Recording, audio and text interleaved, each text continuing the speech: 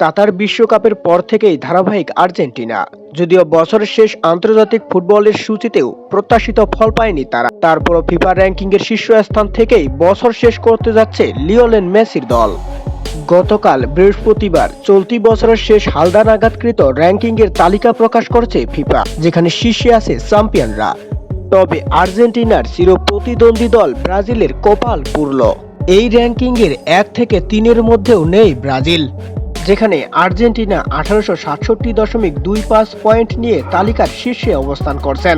অপরদিকে France 1859.78 point নিয়ে তৃতীয় নম্বরে অবস্থান করছেন এবং এ তালিকায় 1853.27 পয়েন্ট নিয়ে তৃতীয় নম্বরে রয়েছেন স্পেন। তাছাড়া পাশে আছেন ব্রাজিল। লম্বা সময় ধরে ব্যর্থতার বৃত্তে ঘুরপাক খেতে থাকা সেলেসাওরারা উন্নতি করতে পারেনি। এই মাসে ভেনেজুয়েলা ও উরুগুয়ের বিপক্ষে ড্র করে আগের অবস্থানেই থাকছে তারা। এক ধাপ এগিয়ে 6 পর্তুগাল ও 7 নেদারল্যান্ড, 2 ধাপ নেমে 8 নম্বরে বেলজিয়াম। নেশনস লিগে সর্বশেষ 2 ম্যাচেই হেরেছে তারা।